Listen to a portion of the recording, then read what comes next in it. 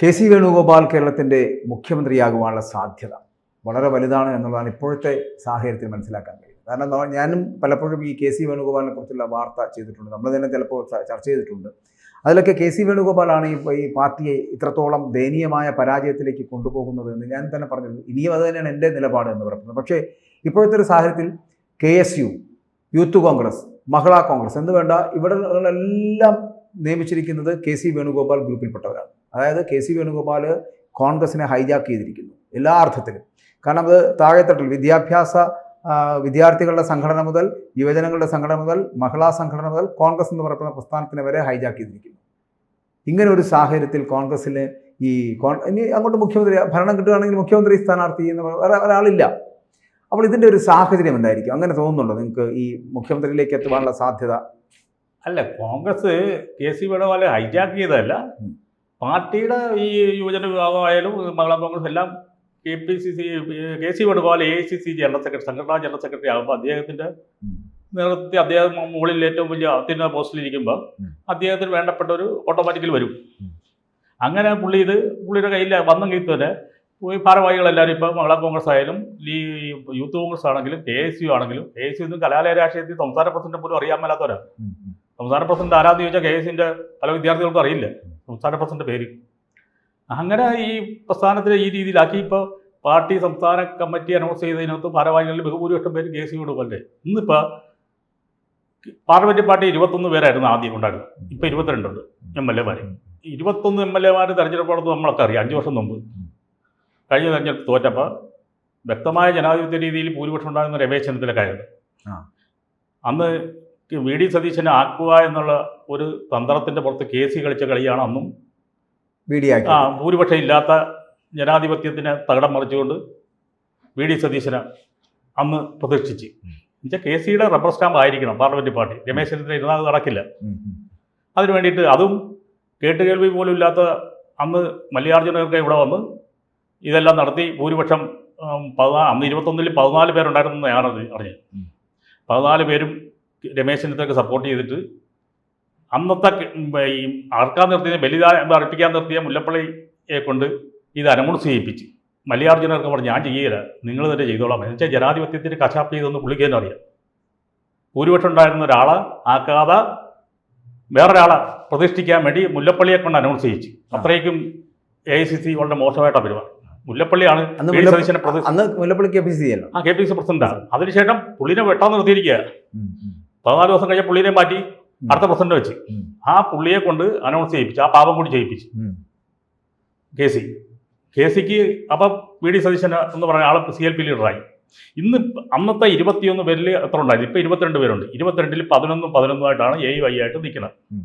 ഇപ്പം കണക്കെടുത്ത് നോക്കിയാൽ രമേശ് ചെന്നിത്തലയുടെ ഭാഗത്ത് രമേശ് ചെന്നിത്തലയും 2 പേരും വേണം. ശരി. 22-ൽ ഈ നമ്മുടെ VD സതീശൻ എന്ന പ്രതിപക്ഷ നേതാവ് പുള്ളി ഏകനാണ്. പുള്ളിയുടെ കൂടുതൽ ആരുമില്ല. ഉണ്ടായിരുന്ന റോജിയാണ്. റോജി കേരളത്തിൻ്റെ അതിർത്തി വിട്ട KCയുടെ ആളാണ്. വിഷ്ണുനാഥ് കേരളത്തിൻ്റെ അതിർത്തി വിട്ട KCയുടെ ആളാണ്. അപ്പോൾ ഒളിഞ്ഞും പറഞ്ഞും 22 പേര് 18 പേരും ഇന്ന് KCയുടെ ആളാണ്. പക്ഷേ KC എന്നിട്ടും ഇത് ഏറ്റെടുക്കാതെ നിൽക്കുന്നത് എന്തിനാണെന്ന് വെച്ചാൽ AICC സംഘടനാ ജനറൽ സെക്രട്ടറി നഷ്ടപ്പെടും. ഇതുപോയാൽ നഷ്ടപ്പെട്ടു കഴിഞ്ഞാൽ പിന്നെ ഈ സംഘടനാ ജനറൽ സെക്രട്ടറി എന്ന് പറഞ്ഞ പോസ്റ്റ് ഇല്ലെങ്കിൽ ഇവിടെ ആരും ഒരു പട്ടിയും പറ്റ പുറകെ ഉണ്ടായില്ല. ശരിയാണ്. അപ്പോൾ ആ പോസ്റ്റ് ഇരിക്കുന്നിടത്തോളം കാലം പുള്ളി അത് കൈവിടാതെ കളയാതെ വെച്ചിട്ടിരുന്ന് ഇവിടെ CM പോസ്റ്റ് എങ്ങനെയെങ്കിലും കിട്ടുക ഇല്ല എന്നാണ് പുള്ളി നോക്കുന്നത്. ഇപ്പം 22-ൽ 20 പേർക്ക് അടുത്തോളം ടിക്കറ്റ് കിട്ടും. പിന്നെ 95 പേര്, മൊത്തം 95 സ്ഥാനാർത്ഥിയെ കോൺഗ്രസിനുണ്ടാവുള്ളൂ. കേന്ദ്രമായിട്ട് 95 താഴെ കാട്ടും. ബാക്കി ഘടകകക്ഷികൾ കൊടുത്തു കഴിഞ്ഞാൽ ആ 95 പേരിൽ രമേശ് ചെന്നിത്തലയ്ക്ക് ഈ CLP ലീഡറാകണ ഒരു 10 പേരെങ്കിലും വേണം. കാൻഡിഡേറ്റ് ആയാലേ അതിനകത്ത് ജയിച്ചു വന്നാലേ രമേശ് ചെന്നിത്തലയ്ക്ക് അനുകൂലമായിട്ട് കൈപ്പൊക്കുള്ളൂ. ആരെവിടെ കിട്ടാൻ? രമേശ് ചെന്നിത്തലയ്ക്ക് കൂടി വന്നാൽ ഒരു 5-6 വ്യക്തികൾക്ക് എവിടെയെങ്കിലും ടിക്കറ്റ് കിട്ടും. ഇതെല്ലാം KCയുടെ നോമിനികളെ സ്ഥാനാർത്ഥിയാവുള്ളൂ. അപ്പോൾ ചുരുക്കം പറഞ്ഞാൽ KC പാർലമെന്റ് പാർട്ടിയിലും KCയുടെ ആളുകളാണ്. KC തന്നെയാണ് ഇപ്പോഴും പ്രതിപക്ഷ നേതാവ്. ഇവിടെ KC അടിക്കടി 4 ദിവസം ഇവിടെയുണ്ട്. AICC സംഘടനാ ജനറൽ സെക്രട്ടറി ആണെങ്കിൽ കൂടി ബീഹാറിൽ ഇലക്ഷൻ പറഞ്ഞിട്ടുണ്ട്. പുള്ളി പോകുന്നില്ല അവിടെ. സംഘടനാ ജനറൽ സെക്രട്ടറി അവിടെ ഉത്തരവാദിത്തം. പക്ഷേ പുള്ളിക്ക് അതൊന്നും അറിയില്ല. അവിടുത്തെ നേതാവ് ആരാന്നും പുള്ളിക്കും അറിയില്ല. അവിടെ 100 കണക്കിന് നേതാക്കന്മാർ, ഇതൊന്നും ആരും പരസ്പരം പുള്ളിക്കും അറിയില്ല ആരാണ് എന്താണെന്ന്. ഇപ്പം തന്നെ ഇവിടെ കേരളത്തിൽ 75 പേരെ പ്രഖ്യാപിച്ച 75 ഭാരവാഹികൾ ഒന്നിച്ചത് പുള്ളിക്ക് പേരറിഞ്ഞുകൂടാ. ആരാണ് വ്യക്തിപരമായിട്ട് പേര് അറിഞ്ഞൂടെ, എല്ലാവരെയും മുഖത്ത് നോക്കി ചിരിക്കുമെന്നല്ലാതെ അതാണ് കണ്ടീഷൻ പോണത്. അപ്പം ഇപ്പോൾ കേരളത്തിൽ CLP ലീഡർ എന്ന് പറയുന്നത് VD സതീശൻ പുള്ളിയുടെ താഴ്ത്തിരിക്കുന്ന ഒരു പാവയാണ്. പുള്ളി ഇവിടെ വന്ന് KPCC പ്രസിഡന്റ് മുകളിൽ സംഘടനാ ജനറൽ സെക്രട്ടറി എന്നും പറഞ്ഞുകൊണ്ടാണ് ഈ സ്റ്റേറ്റ്മെൻറ്റുകൾ കൊടുക്കണം. നേരെ മറിച്ച് നല്ല KPCC പ്രസിഡന്റ് ആണെങ്കിൽ പറയും സംഘടനാ ജനറൽ സെക്രട്ടറിക്ക് അവിടെ മതി, ഇവിടുത്തെ കാര്യം ഞങ്ങൾ നോക്കിക്കൊള്ളാന്ന് പറയും.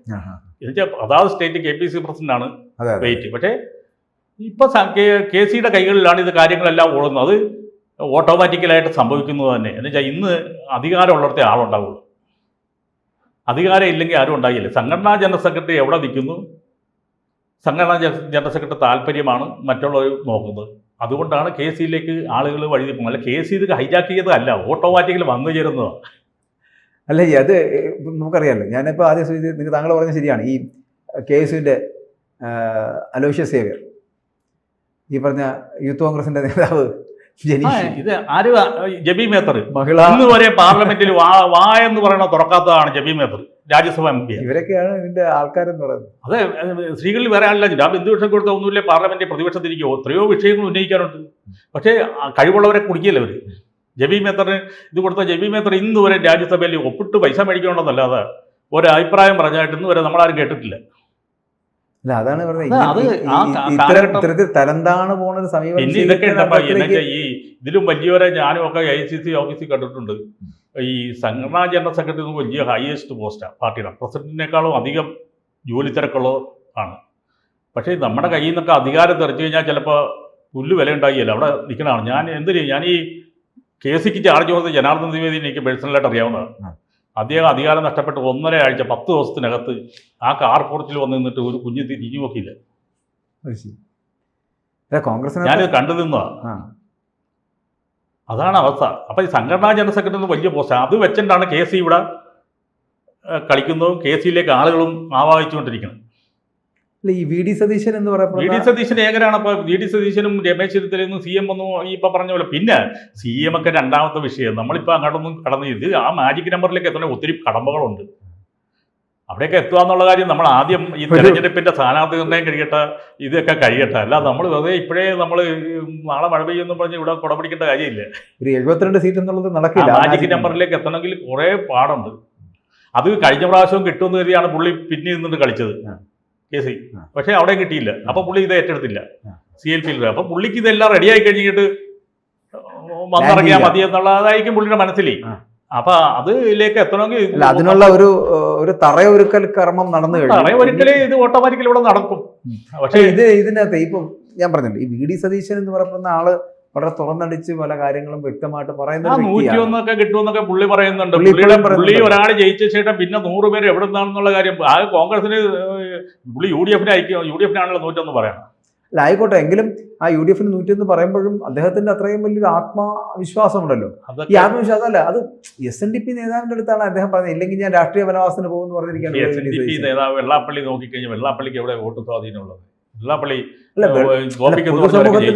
പൊതുസമൂഹത്തിന്റെ മുമ്പിൽ അങ്ങനെ തുറന്നു വിളിച്ച് പറഞ്ഞതല്ലേ. അപ്പൊ രാഷ്ട്രീയ വനവാസം അത് പുള്ളിക്കും അറിയാം. പുള്ളി ഇനിയിപ്പോ 6 വർഷം 6 ടൈം അടുത്ത VD സതീശൻ 6ാമത്തെ ടൈമല്ലേ. അപ്പോൾ ഇതിനു മുമ്പും ഈ വെള്ളാപ്പള്ളി പലരെയും തോപ്പിക്കുന്നു നടന്നവരൊക്കെ നല്ല ഭൂരിപക്ഷത്തിൽ ജയിച്ചിട്ടുണ്ട്. അല്ല, ഇദ്ദേഹം തോക്കുമെന്നല്ല പറയുന്നത്, ഈ UDF വിജയിക്കില്ല എന്ന് പറയപ്പെടുന്നതാണ് VD സതീശൻ പറയുന്നത്. ഇതുപോലെ 100 സീറ്റും നേടി അധികാരത്തിലേക്ക് എത്തുമെന്ന് പറയുന്ന ഒരു ആത്മവിശ്വാസം ഇങ്ങനത്തെ ഒരു സാഹചര്യത്തിൽ എത്തുമോ? അതായത് നിങ്ങളുടെ ഗ്രൂപ്പിനകത്ത് ഈ പറഞ്ഞ പോലെ K മുരളീധരന്റെ കാര്യം എടുക്കാം. K മുരളീധരനാണെങ്കിൽ ഈ പറഞ്ഞതുപോലെ ഏത് ഗ്രൂപ്പിൽ നിൽക്കണമെന്ന് ഇന്നും നിശ്ചയമില്ലായിരിക്കും. അതുകൊണ്ട് KC വേണുഗോപാലിനോടൊപ്പം ചേർന്ന് നിന്നുകൊണ്ട് സെക്രട്ടറി പദവി കിട്ടും, KPCC സെക്രട്ടറി പദവി അയാൾ പറയുന്ന ആൾക്ക് കൊടുക്കുമെന്നുള്ളത് കൊണ്ട് അദ്ദേഹത്തിനോടൊപ്പം ഇപ്പോൾ അങ്ങനെ ഒരു ഗ്രൂപ്പ് സമവാക്യം ഇവിടെ രൂപപ്പെട്ടിരിക്കുകയാണ്. അതായത് പഴയ A ഗ്രൂപ്പുകാരനായിരുന്ന ഷാഫി പറമ്പിൽ, രാഹുൽ മാങ്കൂട്ട, വിഷ്ണുനാഥ്, ഇവരെല്ലാം അതാ ഞാൻ പറഞ്ഞത് ഇവരെല്ലാം KCയോടൊപ്പം ചേരും. കേരളം വിട്ടാൽ 22 MLA ഒളിഞ്ഞും മറിഞ്ഞുമായിട്ട് 18, 19 പേര് KCനെ സപ്പോർട്ട് ചെയ്യുന്നവരാണ്. അവിടെയാണ് ഈ അപ്പം പിന്നെ എന്ത് രാഷ്ട്രീയമാണ് കേരളത്തിൽ നടക്കുന്നത്? KPCC പ്രസിഡന്റ് എന്ന് പറയപ്പെടുന്ന റബ്ബർ സ്റ്റാമ്പിനെ കൊണ്ടിരുത്തി കൊടിക്കുന്നിൽ പറഞ്ഞത് വളരെ ശരിയാണ്. കൊടിക്കുന്നിൽ പറഞ്ഞ് മീറ്റിംഗിൽ പറഞ്ഞ് രാഷ്ട്രീയകാര്യ സമിതിക്കകത്ത് KPCC പ്രസിഡന്റ് ബ്ലോക്ക് പ്രസിഡന്റ് പോലെ തരുന്നതാണ് കാര്യം നടക്കിയതെന്ന് പറഞ്ഞ് കറക്റ്റാണ്. KPCC പ്രസിഡന്റിനെ കൊണ്ടൊന്നും നടക്കില്ല. ഇപ്പൊ ഇവരുടെ മുന്നിൽ ഇവരുടെ മുകളിൽ പറക്കാൻ അയാളെ കൊണ്ട് കഴിവില്ല. അയാളെ ചിറകൊക്കെ അരിഞ്ഞു വെച്ചിരിക്കുക. അല്ല ഈ KPC ഇപ്പം തന്നെ നമുക്കറിയാം ഈ AICC സംഘടനാ ജനറൽ സെക്രട്ടറി സ്ഥാനത്തേക്ക് ഇദ്ദേഹം എത്താൻ അല്ല ഞാൻ ചോദിക്കട്ടെ ഈ വേണുഗോപാൽ മാത്രമേ ഉണ്ടായിരുന്നുള്ളൂ ഇങ്ങനെ സംഘടനാ അല്ല സംഘടനാ ജനറൽ സെക്രട്ടറി അതിപ്പോ നമ്മൾ അപൂർവം പേർക്ക് കിട്ടുന്ന ഇപ്പൊ പണ്ട് നരസിംഹറാവുവിനും മോലിങ്ങോട്ടും നല്ല അത്രയും പ്രഗത്ഭരായ ആൾക്കാർ ഇരുന്ന സ്ഥാനമാണ്. KCക്ക് മുൻപ് ജനാർദ്ദൻ ദ്വിവേദി വരെ മോശമില്ലാത്ത ആളുകളാണ് ഇരുന്നത്. പക്ഷേ അവരൊക്കെ ഇന്ന് പോസ്റ്റിലേക്ക് KC എത്തിയത് KC രാഹുൽ ഗാന്ധി ഒരാളുടെ സപ്പോർട്ടിന്റെ വെളിച്ചത്തിൽ KC വന്നു. അതേസമയത്ത് സംഘടനാ ജനറൽ സെക്രട്ടറി ആക്കാൻ അന്ന് കഴിവുണ്ടായിരുന്ന ഏറ്റവും നല്ല ആളാണ് മുകുൾ വാസനിക്ക്. ഇന്ത്യയിലെ എല്ലാ സംസ്ഥാനങ്ങളിലും ചാർജ് വഹിച്ച് ആക്റ്റീവായ സംഘാടകനാണ്. ചെറുപ്പമാണ്. NSC യൂത്ത് കോൺഗ്രസിലൂടെ കടന്നു വന്ന പാരമ്പര്യമുള്ള എല്ലാ സംസ്ഥാനങ്ങളിലും കോൺഗ്രസ് പ്രവർത്തകരുമായിട്ട് ബന്ധമുള്ള അദ്ദേഹത്തെ ആക്കിയില്ലേ. ഭാഷ അറിയാം. 4-5 ഭാഷ അറിയാം. കേന്ദ്രമന്ത്രിയായിരുന്നു. വേറൊരാൾ മനീഷ് തിവാരിയായി. ഇവരെല്ലാം നെഹ്റു ഫാമിലിക്ക് ഭീഷണിയാണ്. നാളെ എവിടെ നിൽക്കും, നാളെ എന്താ പറയണമെന്ന് പറഞ്ഞാൽ ഇവർക്കൊക്കെ സ്വന്തമായൊരു ഇതുണ്ട്, പവർ ഉണ്ട്. അവർക്ക് അവരുടേതായ തീരുമാനങ്ങൾ ഇപ്പോഴും മുകുൾ വാസനിക്ക് ഈ രാഹുൽ ഗാന്ധിയൊക്കെ ആയിട്ട് അകൽച്ചയിലാണെങ്കിലും AICC ആസ്ഥാനത്ത് നിന്ന് വിടാതെ ജനറൽ സെക്രട്ടറി ആയിട്ട് പിടിച്ചിരിക്കുന്ന അംബിയ സോണിയുടെ ഒറ്റ കഴിവാണ്. അംബിയ സോണി സോണിയാഗാന്ധിയായിട്ടുള്ള ബന്ധത്തിനോർത്ത് പിടിച്ചു കുതിരിക്കുന്നത്. അല്ലേ മുകുൾ വാസനിക്ക് പണ്ടേ മഹാരാഷ്ട്രയിലെത്തിയത്. മനീഷ് തിവാരി അതുപോലെ നല്ല പരിണിതപ്രജ്ഞനാണ്, നല്ല നിയമപണ്ഡിതനാണ്. അദ്ദേഹത്തിൻ്റെ അച്ഛൻ രാജ്യത്തിന് വേണ്ടി സംസ്ഥാനത്തിന് വേണ്ടി മരിച്ച് പിന്നെ അദ്ദേഹം ഈ യൂത്ത് കോൺഗ്രസ് NSCയിലൂടെ കടന്നു വന്ന് നല്ലൊരു എല്ലാ സംസ്ഥാനങ്ങളുമായിട്ട് ബന്ധമുള്ളൊരു പക്ഷേ അദ്ദേഹത്തിനൊന്ന് ഏൽപ്പിക്കാൻ ഇവർക്ക് പേടിയാണ്. KC വേണുഗോപാലിനെ പോലുള്ള പിന്നെ രാജേഷ് പൈലറ്റിൻ്റെ മകൻ സച്ചിൻ പൈലറ്റിന് ഒരു പരിധി ഇവർ കുടിക്കില്ല. കാരണം സച്ചിൻ പൈലറ്റാണ് കഴിഞ്ഞ ഗവൺമെൻറ് അശോക് ഗെഹ്ലോട്ടിനെ നശിപ്പിച്ച് ഇവൻ മുള്ളേ നിർത്തി 10-22 MLA-മാരെ കൊണ്ട് ഈ ലോകം മുഴുവൻ ഇറക്കി ഡെയിലി പ്രിയങ്ക ഗാന്ധിയുടെ വീട്ടിലും ഒക്കെ ആയിട്ട് കറങ്ങി നടന്നതിൻ്റെ ഫലമായിട്ടാണ് ആ ഗവൺമെൻറ് പോയത്. അല്ലെങ്കിൽ അശോക് ഗെഹ്ലോട്ട് ഗവൺമെൻറ് കൊണ്ടുവന്നത് തിരിച്ചു കൊണ്ടുവന്നത്. ഇവൻ്റെ ഭീഷണിക്ക് വഴങ്ങി ഗവൺമെൻറ് കേവല ഭൂരിപക്ഷത്തിൽ നിന്ന് ചില ദിവസം മുഖ്യമന്ത്രി ഇപ്പം മറിക്കുമെന്നും പറഞ്ഞ് നടക്കും. അപ്പോൾ പുള്ളിക്ക് മറ്റു കാര്യങ്ങളിലേക്ക് പോലും ശ്രദ്ധിക്കാൻ സമയം കിട്ടാതെ എന്നിട്ടും പുള്ളി 5-6 MP-മാരെ അവിടെ നിന്ന് ഉണ്ടാക്കി കൊടുത്തു. അല്ല സച്ചിൻ പൈലറ്റ് ആ രീതിയിൽ സച്ചിൻ പൈലറ്റൊക്കെ ഇവർക്ക് പേടിയാണ്. സച്ചിൻ പൈലറ്റിൻ്റെ കയ്യിലൊക്കെ കൊടുത്തു കഴിഞ്ഞാൽ നാളെ ഇവരെയൊക്കെ ഓവർടേക്ക് ചെയ്യുന്ന പേടിയുണ്ട്.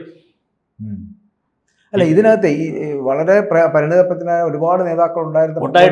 രാഹുൽ ഗാന്ധിയായിട്ടുള്ള ലിങ്കിന്റെ പുറത്ത് പുള്ളി പേഴ്സണൽ അത്തരത്തിൽ എന്ത് ബന്ധമാണ് ചിലപ്പോൾ പേഴ്സണലായിട്ട് അവർക്ക് തമ്മിലേക്ക് പല ബന്ധങ്ങൾ കാണും. ആ ബന്ധത്തിന്റെ പുറത്ത് ഇന്നും പുള്ളി പിടിച്ചു നിൽക്കുന്നതാണ്. പിന്നെ പുള്ളിയുടെ ഭാഗ്യം ഇതിനകത്തൊക്കെ ഒരു രാശി ഉണ്ടല്ലോ. അപ്പോൾ ആ ഇതിലൊക്കെ പിടിച്ചു നിൽക്കുക. അല്ല ഒരു സംഘടനാ ജനറൽ സെക്രട്ടറിയുടെ വൈഭവവും പണ്ഡിതപ്രജ്ഞനൊന്നും അല്ല KC. ഇത് പ്രതിപക്ഷത്താണ് ഇരിക്കണമെങ്കിൽ കൂടിയും ഇന്ത്യ മഹാരാജ്യത്തിലെ ഏറ്റവും വലിയ പാർട്ടിയാണ്. ഈ പാർട്ടിക്ക് ഒട്ടനവധി പ്രശ്നങ്ങളുണ്ട്, ഒട്ടനവധി നേട്ടങ്ങളുണ്ട്, കോട്ടങ്ങളുണ്ട്. അവയെല്ലാം തരണം ചെയ്തു പോകാനും 24 മണിക്കൂർ ആക്റ്റീവ് ആകണ ഒരു പ്രസിഡന്റ് തന്നെ വേണം.